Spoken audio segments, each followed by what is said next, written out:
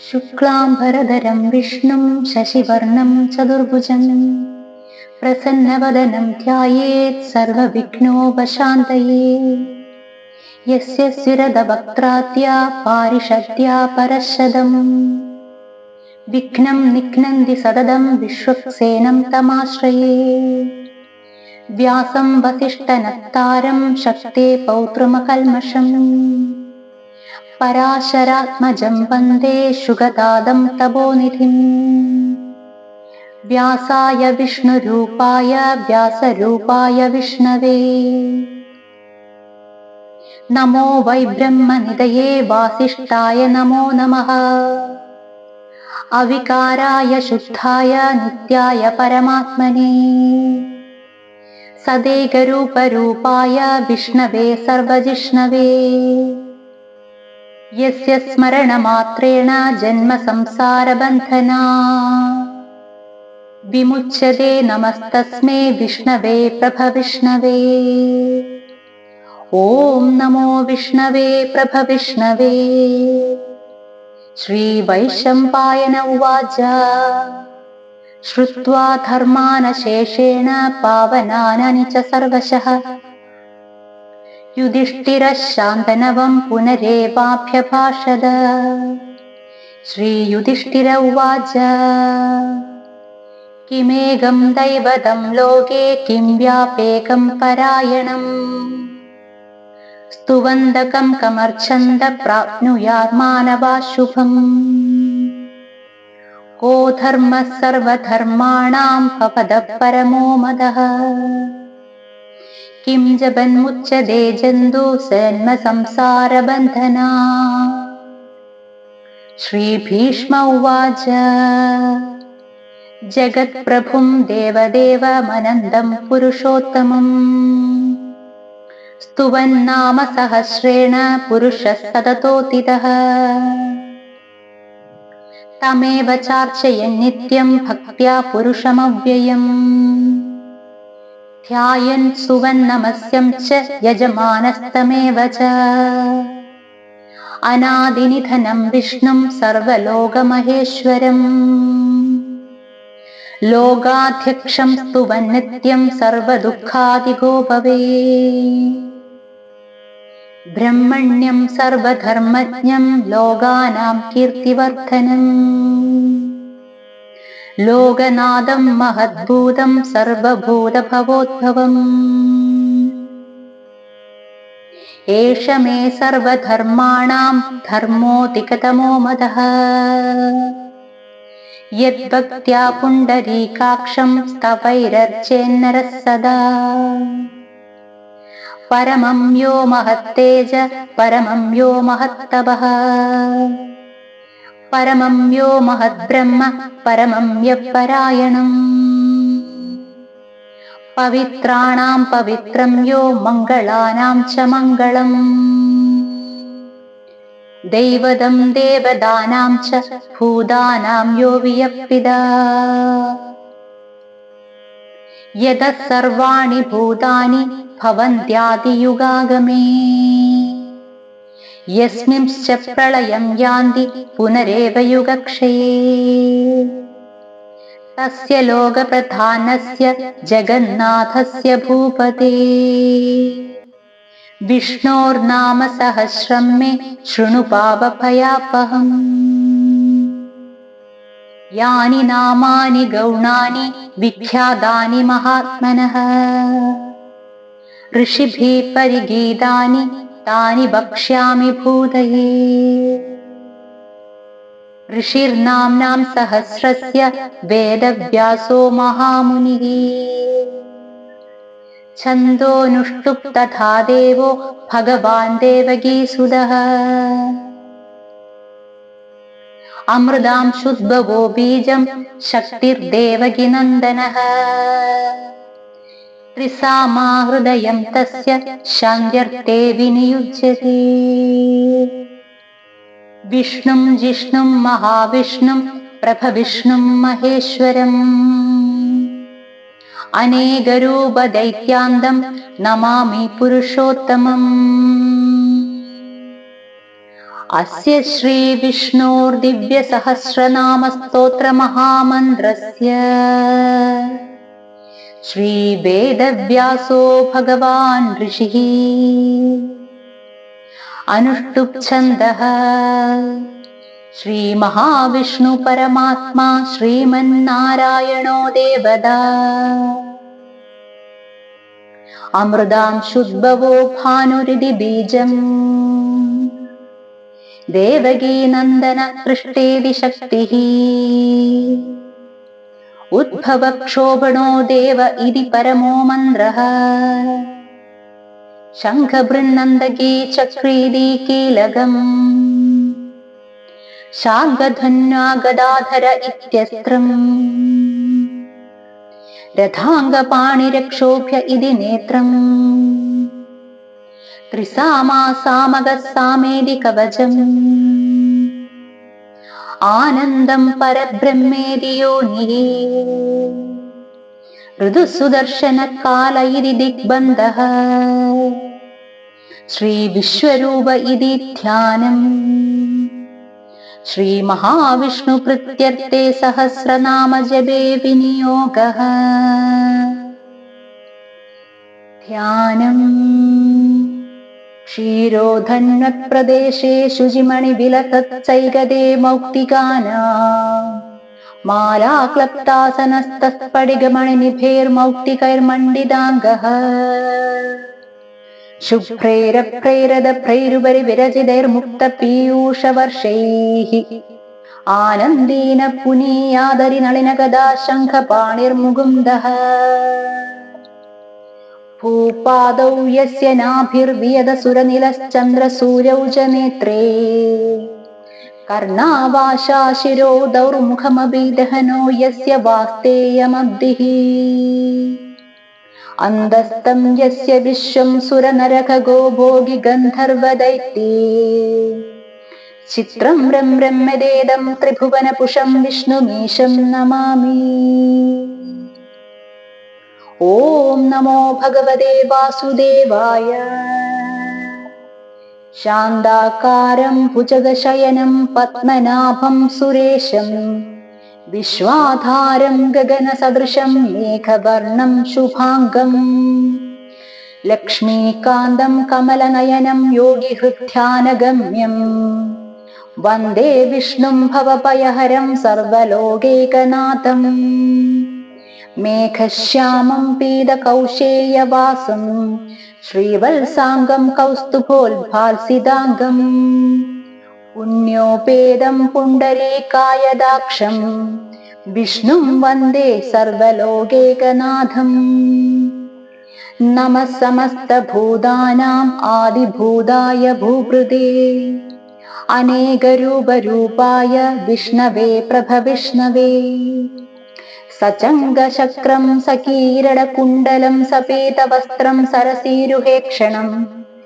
സഹാരവക്ഷസ്ഥലശോഭികൗസ്തുഭം നമാമി വിഷ്ണും ശിരസാ ചതുർഭുജം.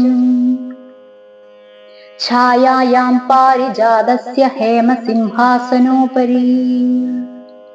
ആസീനമംബുദശ്യാമമായദാക്ഷമലങ്കൃതം ചന്ദ്രാനനം ചതുർബാഹും ശ്രീവത്സാംഗിതവക്ഷസം രുക്മിണീ സത്യഭാമാഭ്യാം സഹിതം കൃഷ്ണമാശ്രയേ. ഹരി ഓം. വിശ്വം വിഷ്ണുർവഷട്കാരോ ഭൂതഭവ്യഭവത് പ്രഭുഃ ഭൂതകൃദ്ഭൂതഭൃദ്ഭാവോ ഭൂതാത്മാ ഭൂതഭാവനഃ ഭൂതാത്മാ പരമാത്മാ ച മുക്താനാം പരമാഗതിഃ അവ്യയഃപുരുഷഃ സാക്ഷി ക്ഷേത്രജ്ഞോക്ഷര ഏവ ച യോഗോ യോഗവിദാം നേധ പ്രധാനപുരുഷേശ്വരഃ നാരസിംഹവപുഃ ശ്രീമാൻ കേശവഃ പുരുഷോത്തമഃ സർവശർവശിവസ്ഥാണുർബൂധാദിർനിധിരവ്യയഃ സംഭവോ ഭാവനോ ഭർത്ത പ്രഭവഃ പ്രഭുരീശ്വരഃ സ്വയംഭൂ ശംഭുരാദിത്യ പുഷ്കരാക്ഷോ മഹാസ്വനഃ അനാദിനിധനോ ധാതാ വിധാതാ ധാതുരുത്തമഃ അപ്രമേയോ ഋഷികേശ പത്മനാഭോമരപ്രഭുഃ വിശ്വകർമാ മനുസ്ത്വഷ്ടസ്തവിഷ്ടസ്തവിരോ ധ്രുവഃ അഗ്രാഹ്യ ശാശ്വത കൃഷ്ണോ ലോഹിതാക്ഷപ്രദർദനഃ പ്രഭൂതസ്ത്രികകുപ്ധാമാ പവിത്രം മംഗളം പരം ഈശാന പ്രാണദ പ്രാണോ ജ്യേഷ്ഠശ്രേഷ്ഠ പ്രജാപതിഃ ഹിരണ്യഗർഭോ ഭൂഗർഭോ മാധവോ മധുസൂദനഃ ഈശ്വരോ വിക്രമീ ധന്വീ മേധാവി വിക്രമക്രമഃ അനുത്തമോ ദുരാദർശ കൃതജ്ഞ കൃതിരാത്മവാൻ സുരേശ ശരണം ശർമ്മ വിശ്വരേദാ പ്രജാഭവാഃ അഹ സംവത്സരോ വ്യാല പ്രത്യയ സർവദർശനഃ അജഃ സർവേശ്വര സിദ്ധ സിദ്ധി സർവാദിരച്യുതഃ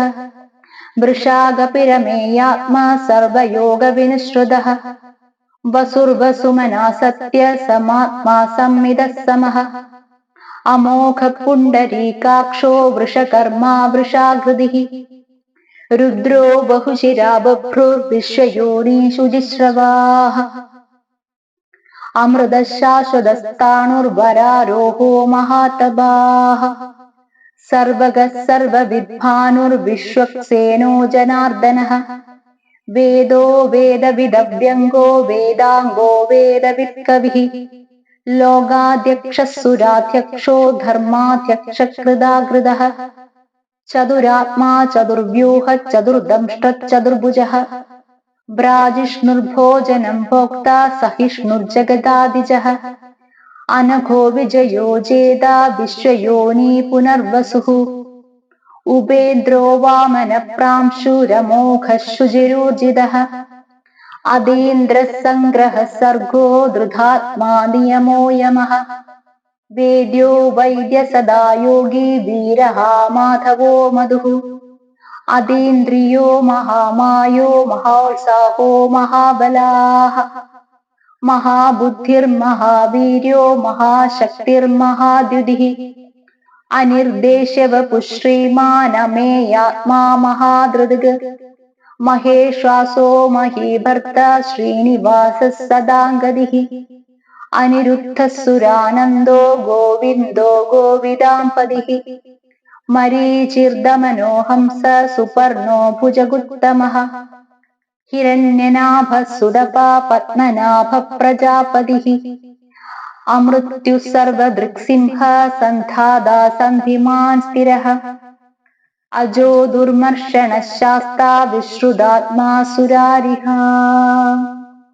ഗുരുർഗുരുതമോ ധാമ സത്യഃ സത്യപരാക്രമഃ നിമിഷോ നിമിഷസ്രഗ്വീ വാചസ്പതിരുദാരദീഃ അഗ്രണീർഗ്രാമണീർശ്രീമാൻ ന്യായോ നേതാ സമീരണഃ സഹസ്രമൂർത്താ വിശ്വാത്മാ സഹസ്രാക്ഷഃ സഹസ്രപാദ് ആവർത്തനോ നിവൃത്താത്മാ സംവൃതഃ സംപ്രമർദ്ദനഃ അഹ സംവർത്തകോ വഹ്നിരനിലോ ധരണീധരഃ സുപ്രസാദ പ്രസന്നാത്മാ വിശ്വദൃക് വിശ്വഭുഗ്വിഭുഃ സത്കർത്താ സത്കൃതഃ സാധുർജഹ്നുർനാരായണോ നരഃ അസംഖ്യേയോ പ്രമേയാത്മാ വിശിഷ്ടശിഷ്ടകൃച്ഛുജിഃ സിദ്ധാർത്ഥ സിദ്ധസങ്കൽപ്പ സിദ്ധിദ സിദ്ധിസാധനഃ വൃഷാഹി വൃഷഭോ വിഷ്ണുർവൃഷപർവാ വൃഷോദരഃ വർദ്ധനോ വർദ്ധമാനശ്ച വിവിക്തശ്രുതിസാഗരഃ സുഭുജോ ദുർധരോ വാഗ്മി മഹേന്ദ്രോ വസുദോ വസുഃ നൈകരൂപോ ബൃഹദ്രൂപ ശിബിവിഷ്ടപ്രകാശനഃ ഓജസ്തേജോ ദ്യുതിധരാ പ്രകാശാത്മാ പ്രതാപനാഃ ഋതസ്പക്ഷാക്ഷരോ മന്ത്രശ്ചന്ദ്രാംശുർഭാസ്കരദ്യുതിഃ അമൃതാംശുദ്ഭവോ ഭാനു ശശബിന്ദുഃ സുരേശ്വരഃ ഔഷധം ജഗദസ്സേതു സത്യധർമ്മപരാക്രമഃ ഭൂതഭവ്യഭവന്നാഥ പവനഃ പാവനോ നലഃ കാമഃ കാമകൃത്കാന്തഃ കാമഃ കാമപ്രദഃപ്രഭുഃ യുഗാദികൃദ്യുഗാവർത്തോ നൈഗമായോ മഹാശനാഃ അദൃശ്യോ വ്യക്തരൂപശ്ച സഹസ്രജിദനന്ദജിത് इष्टो विशिष्टशिष्टेष्ट शिखण्डी नहुषो वृषः क्रोधः क्रोधकृत्कर्ता विश्वबाहुर्महीधराः अच्युतप्रदिदप्राण प्राणदो वासवानुजः अपां निधिरनुष्ठानमप्रमत्तप्रतिष्ठितः स्कन्दस्कन्दधरो दुर्यो वरदो वायुवाहनः वासुदेवो बृहद्भानुरादिदेवः पुरन्धरः अशोकस्तारणस्तारः शूरशौरिर्जनेश्वरः अनुकूलः सदावर्ता पत्नी पद्मनिभेक्षणः पद्मनाभोरविन्दाक्ष पद्मगर्भः शरीरहृद महर्थिर्धो वृद्धात्मा महाक्षो गरुडध्वजः अतुलशरभो भीम समयज्ञो हविर्हरिः सर्वलक्षणलक्षण्यो लक्ष्मीवान् समितिञ्जयः विक्षरोरोहितो मार्गो हेतुर्दामोदरः सहाः महीधरो महाभागो वेगवानमिदाशनः उद्भवक्षोभणो देव श्रीगर्भः परमेश्वरः करणं कारणं कर्ता विगर्ता गहनो गुहः व्यवसायो व्यवस्थान संस्थानस्थानदो ध्रुवः परर्थिः परमस्पष्ट तुष्टपुष्टः शुभेक्षणः रामो विरामो विरजो मार्गो नेयो नयोनयः वीरशक्तिमदां श्रेष्ठो धर्मो धर्मविदुत्तमः वैकुण्ठपुरुषप्राण प्राणद प्रणवप्रदुः हिरण्यगर्भः शत्रुघ्नो व्याप्तो वायुरदोक्षजः ऋदुः सुदर्शनकाल परमेष्टि परिग्रहाः उग्रसंवत्सरो दक्षो विश्रामो विश्वदक्षिणः विस्तारस्तावरस्ताणु प्रमाणं बीजमव्ययम् अर्थोऽनर्थो महाकोशो महाभोगो महाधनाः अनिर्विण्णस्तविष्टो भूर्धर्मयुभो महामगाः नक्षत्रं मेरिनक्षत्रे क्षमक्षामः समीहनः यज्ञ इज्जो महीञ्जश्च कृतसत्रं सदाङ्गदिः सर्वदर्शी विमुक्तात्मा सर्वज्ञो ज्ञानमुत्तमम् सुमृदः सुमुखः सूक्ष्मः सुघोषः सुगदः सुहृद मनोहरो जिदक्रोधो वीरबाहुर्विदारणः स्वापनः स्ववशो व्यापी नैगात्मा नैगकर्मकृत वल्सरो वल्सलो वल्सी रत्नगर्भो धनेश्वरः धर्मकृद्धर्मी सदसक्षरमक्षरम् अविज्ञाता सहस्रांशुर्विधाता कृतलक्षणः गभस्तिनेमि सत्त्वस्थ सिंहो भूतमहेश्वरः आदिदेवो महादेवो देवेशो देवभृद्गुरुः उत्तरो गोपतिर्गोप्ता ज्ञानगम्यः पुरातनः शरीरभूतभृद्गोप्ता कपीन्द्रो भूरिदक्षिणः सोमवो मृतभः सोम पुरुजित्पुरुषोत्तमः विनयो जय सत्यसन्धो दाशार्हः सत्त्वदाम्पतिः जीवो विनयदा साक्षी मुकुन्दो मितविक्रमः अम्भो निधिरनन्दात्मा महोदतिशयोऽन्तकाः अजो महार्हः स्वाभाव्यो जिदामित्रप्रमोदनः आनन्दो नन्दनो नन्द सत्यधर्मत्रिविक्रमः महर्षि कपिलाचार्य कृतज्ञो मेदिनीपतिः त्रिपदस्त्रिदशाध्यक्षो महाशृङ्गकृतान्तकृत् महावराहो गोविन्द सुषेण कनकाङ्गदी गुह्यो गभीरो गहनो गुप्तश्चक्रगदाधरः वेधास्वाङ्गोजितकृष्णो दृढसङ्घर्षणाच्युतः वरुणो वारुणो वृक्ष पुष्कराक्षो महामनाः भगवान् भगहानन्दी वनमाली हलायुधः आदित्यो ज्योतिरादित्य सहिष्णुर्गतिसत्तमः സുധന്വാകണ്ഠപരശുർദാരുണോ ദ്രവിണപ്രദഃ ദിവസ്പൃക്സർവദൃഗ്വ്യാസോ വാചസ്പതിരയോനിജാഃ ത്രിസാമാസാമഗസ്സാമാ നിർവാണം ഭേഷജം പിശക് സന്യാസകൃച്ഛമഃശാന്തോ നിഷ്ഠാ ശാന്തിപരായണം ശുഭാംഗശാന്തിദസൃഷ്ട കുമുദകുവലേശയഃ ഗോഹിതോ ഗോപതിർഗോപ്ത വൃഷഭാക്ഷോ വൃഷപ്രിയഃ അനിവർത്തി നിവൃത്താത്മാ സംക്ഷേപ്താക്ഷേമകൃച്ഛിവഃ ശ്രീവത്സവക്ഷ ശ്രീവാസ ശ്രീപതി ശ്രീമദാംബരഃ ശ്രീധ ശ്രീശ ശ്രീനിവാസ ശ്രീനിധി ശ്രീവിഭാവനഃ ശ്രീധര ശ്രീകര ശ്രേയ ശ്രീമാൻ ലോകത്രയാശ്രയഃ സ്വക്ഷസ്വംഗശദാനന്ദോ നന്ദിർജ്യോതിർഗണേശ്വരഃ വിജിതാത്മാഭിധേയാത്മാ സത്കീർത്തിശ്ചിന്ന സംശയഃ ഉദീർണഃ സർവദശ്ചക്ഷുരനീശഃ ശാശ്വതസ്ഥിരഃ ഭൂഷയോ ഭൂഷണോ ഭൂതിർവിശോകശോകനാശനഃ അർച്ചിഷ്മാനർച്ചിതകുംഭോ വിശുദ്ധാത്മാ വിശോധനാഃ അനിരുദ്ധോ പ്രതിരഥ പ്രദ്യുമ്നോ മിതവിക്രമഃ കാലനേമിനിഹാവീര ശൗരീ ശൂരജനേശ്വരഃ ത്രിലോകാത്മാ ത്രിലോകേശ കേശവ കേശിഹാ ഹരിഃ കാമദേവ കാമപാല കാമീ കാന്തകൃതാഗമഃ അനിർദ്ദേശ്യവപുർവിഷ്ണുർവീരോനന്ദോ ധനഞ്ജയഃ ബ്രഹ്മണ്യോ ബ്രഹ്മകൃദ്ബ്രഹ്മ ബ്രഹ്മ ബ്രഹ്മവിവർദ്ധനഃ ബ്രഹ്മവിദ്ബ്രാഹ്മണോ ബ്രഹ്മീ ബ്രഹ്മജ്ഞോ ബ്രാഹ്മണപ്രിയഃ മഹാക്രമോ മഹാകർമ്മ മഹാതേജോ മഹോരഗാഃ മഹാക്രതുർമഹായജ്വാ മഹായജ്ഞോ മഹാഹവിഃ സ്തവ്യസ്തവപ്രിയസ്തോത്രം സ്തുതിസ്തോതാരണപ്രിയഃ പൂർണ്ണപൂരയിതാ പുണ്യ പുണ്യകീർത്തിരനാമയഃ മനോജവസ്തീർത്ഥകരോ വസുരേതാ വസുപ്രദാഃ വസുപ്രദോ വാസുദേവോ വസുർവസുമനാഹവിഃ സദ്ഗതി സത്കൃതി സത്ത സത്ഭൂതി സത്പരായണഃ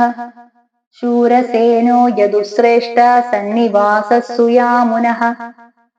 ഭൂതാവാസോ വാസുദേവ സർവാസുനിലയോ നലഃ ദർപ്പഃ ദർപ്പദോ ദൃഗ്ധോ ദുർധരോധാ പരാജിതാഃ വിശ്വമൂർത്തിർമഹാമൂർത്തിർദീപ്തിമൂർത്തിരമൂർത്തിമാൻ അനേകമൂർത്തിരവ്യക്ത ശതമൂർത്തിശതാനനഃ ഏകോനൈകസവക്കിം യത്തത്പദമനുത്തമം ലോകബന്ധുർലോകനാഥോ മാധവോ ഭക്തവത്സലഃ സുവർണവർണോ ഹേമാംഗോ വരാംഗശ്ചന്ദനാംഗദീ വീരഃ വിഷമശൂന്യോ കൃതാശീലജലജ്ജലഃ അമാനീ മാനദോ മാന്യോ ലോകസ്വാമീ ത്രിലോകദൃഗ് സുമേധാ മേധജോധന്യ സത്യമേധാധരാധരാഃ തേജോ വൃഷോ ദ്യുതിധര സർവശസ്ത്രഭൃതാംബരഃ പ്രഗ്രഹോ നിഗ്രഹോ വ്യഗ്രോ നൈകശൃംഗോ ഗദാഗ്രജഃ ചതുർമൂർത്തിശ്ചതുർബാഹുശ്ചതുർവ്യൂഹശ്ചതുർഗതിഃ ചതുരാത്മാ ചതുർഭാവ ചതുർവേദവിദേകപാദ് സമാവർത്തോ നിവൃത്താത്മാ ദുർജയോ ദുരതിക്രമഃ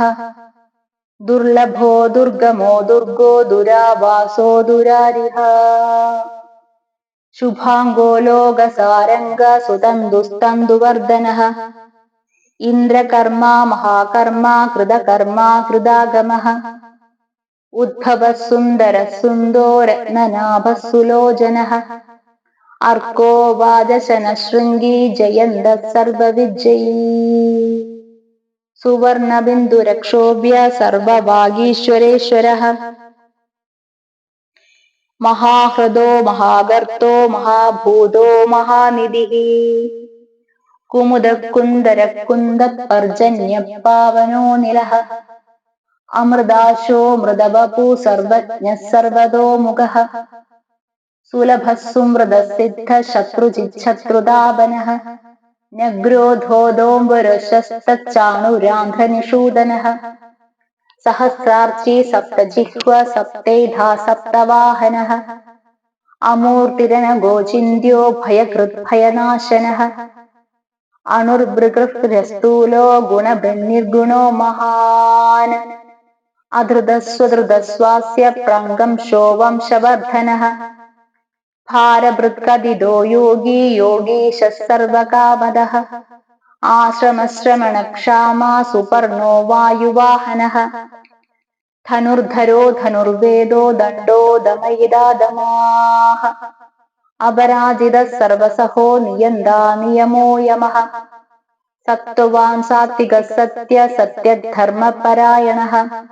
അഭിപ്രായപ്രിയാർഹോർഹഃ പ്രിയകീർത്തിവർദ്ധനഃ വിഹായ സഗതിർജ്യോതി സുരുചിർഹുതഭുഗ്ഗിഭുഃ രവിർവിരോചനഃ സൂര്യ സവിതാരവിലോചനഃ അനന്തോ ഹുതഭുഗ്ഭോക്ത സുഗതോ നൈകജോഗ്രജാഃ അനിർവിണ്ണഃ സദാമർഷി ലോകാധിഷ്ഠാനമദ്ഭുതഃ സനാതനതമഃ കപിലഃ കപിലവ്യയഃ സ്വസ്തിദഃ സ്വസ്തികൃസ്വസ്തി സ്വസ്തിഭുക് സ്വസ്തി ദക്ഷിണഃ അരൗദ്രകുണ്ഡലീ ചക്രീ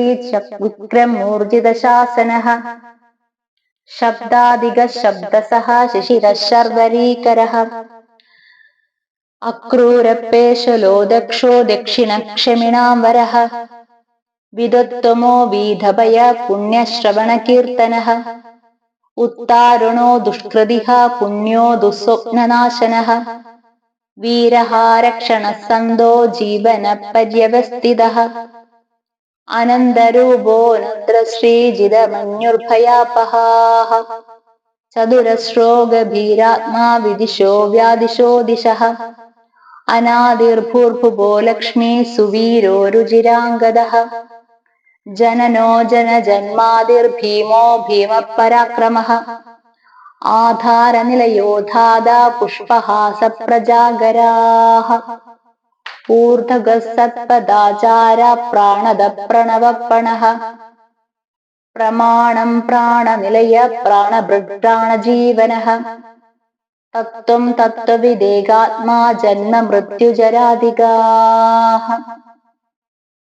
ഭൂർഭുവസ്വസ്തരുസ്താരാ സവിതാ പ്രപിതാമഹാഃ യജ്ഞോ യജ്ഞപതിര്യജ്ഞോ യജ്ഞാംഗോ യജ്ഞവാഹനഃ യജ്ഞഭൃദ്യജ്ഞകൃദ്യജ്ഞീ യജ്ഞഭുഗ്യജ്ഞസാധനഃ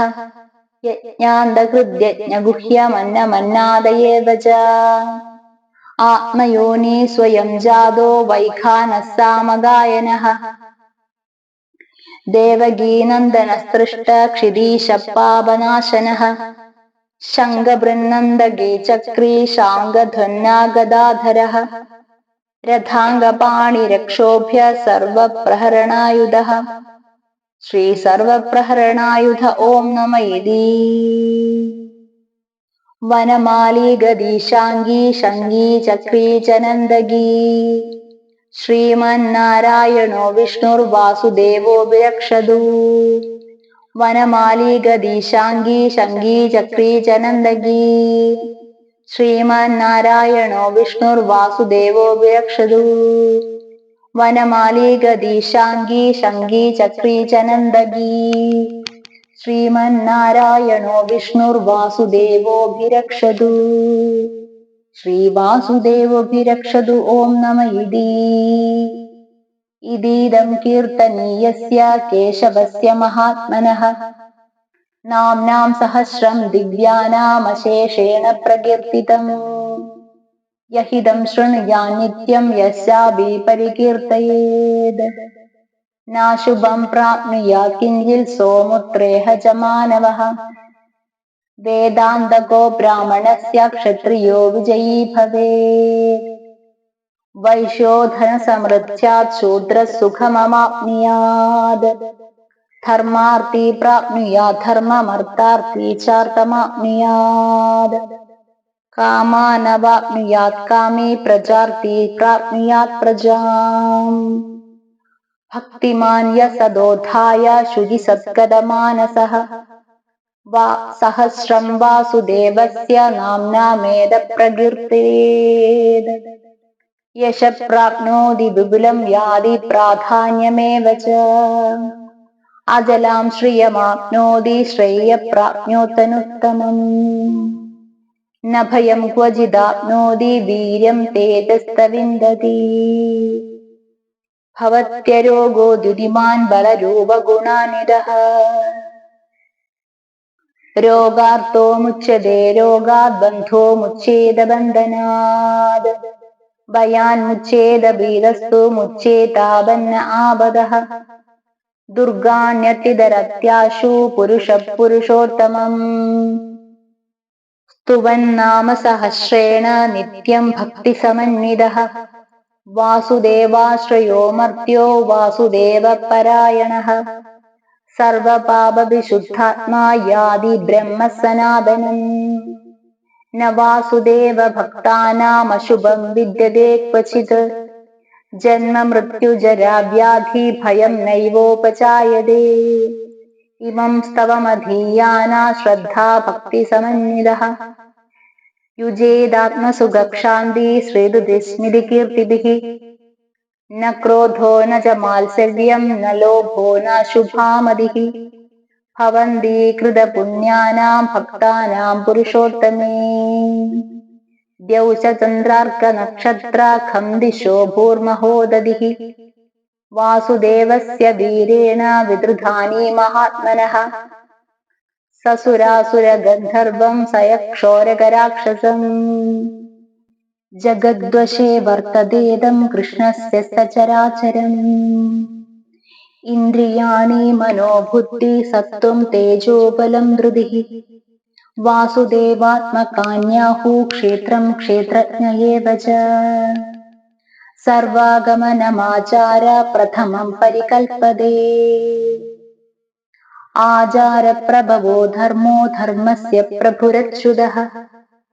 ഋഷയഃ പിതരോ ദേവാ മഹാഭൂതാനി ധാതവഃ ജംഗമാജംഗമം ചേതം ജഗന്നാരായണോദ്ഭവം യോഗോ ജ്ഞാനം തഥാ സാംഖ്യം വിദ്യാ ശില്പാദികർമ്മ ച വേദാശാസ്ത്രാണി വിജ്ഞാനമേതൽ സർവം ജനാർദ്ദനാത് ഏകോ വിഷ്ണുർമഹദ്ഭൂതം പൃഥക് ഭൂതാന്യനേകശഃ ത്രീൻ ലോകാൻ വ്യാപ്യ ഭൂതാത്മാ ഭുങ്ക്തേ വിശ്വഭുഗവ്യയഃ ഇമം സ്തവം ഭഗവതോ വിഷ്ണോർവ്യാസേന കീർത്തിതം പഠേദ്യ ഇച്ഛേത് പുരുഷ ശ്രേയ പ്രാപ്തും സുഖാനി ച വിശ്വേശ്വരമജം ദേവം ജഗദപ്രഭുമവ്യയം ഭജന്തി യേ പുഷ്കരാക്ഷം ന തേ യാന്തി പരാഭവം ന തേ യാന്തി പരാഭവം ഓം നമ വീതി ശ്രീ അർജുന ഉവാച പത്മപത്രവിശാലാക്ഷ പത്മനാഭസുരോത്തമ ഭക്താനാമനുരക്താനാം ത്രാതാ ഭവ ജനാർദ്ദന ശ്രീഭഗവാനുവാച യോ മാം നാമ സഹസ്രേണ സ്തോതുമിച്ഛതി പാണ്ഡവ സോഹമേകേന ശ്ലോകേന സ്തുത ഏവ ന സംശയഃ സ്തുത ഏവ ന സംശയ ഓം നമ ഇതി ശ്രീവ്യാസ ഉവാച വാസനാദ് വാസുദേവസ്യ വാസിദം ഭുവനത്രയം സർവഭൂതനിവാസോऽസി വാസുദേവ നമോസ്തുതേ ശ്രീവാസുദേവ നമോസ്തുത ഓം നമ ഇതി ശ്രീപാർവത്യ ഉവാച കേനോപായേന ലഘുനാ വിഷ്ണോർനാമ സഹസ്രകം പഠ്യതേ പണ്ഡിതർനിത്യം ശ്രോതുമിച്ഛാമ്യഹം പ്രഭോ ശ്രീ ഈശ്വര ഉവാച ശ്രീരാമ രാമ രാമേതി രമേ രാമേ മനോരമേ സഹസ്രനാമ തത്തുല്യം രാമനാമവരാനനേ ശ്രീരാമ രാമ രാമേതി രമേ രാമേ മനോരമേ സഹസ്രനാമ തത്തുല്യം രാമനാമവരാനനേ ശ്രീരാമ രാമ രാമേതി രമേ രാമേ മനോരമേ സഹസ്രനാമ തത്തുല്യം രാമനാമവരാനനേ. ശ്രീരാമനാമവരാനന ഓം നമ ഇതി. ശ്രീബ്രഹ്മ ഉവാച നമോസ്തനന്തായ സഹസ്രമൂർത്തയേ സഹസ്രപാദാക്ഷിശിരോരുബാഹവേ സഹസ്രനാമ്നേ പുരുഷായ ശാശ്വതേ സഹസ്രകോടിയുഗധാരിണേ നമഃ. ശ്രീ സഹസ്രകോടിയുഗധാരിണേ നമ ഓം നമ ഇതി. ശ്രീ സഞ്ജയ ഉവാച യത്ര യോഗേശ്വര കൃഷ്ണോ യത്ര പാർത്ഥോ ധനുർധരഃ തത്ര ശ്രീർവിജയോ ഭൂതിർധ്രുവാ നീതിർമതിർമമ. ശ്രീഭഗവാനുവാച അനന്യാസ് ചിന്തയന്തോ മാം യേ ജനാ പര്യുപാസതേ തേഷാം നിത്യാഭിയുക്താനാം യോഗക്ഷേമം വഹാമ്യഹം.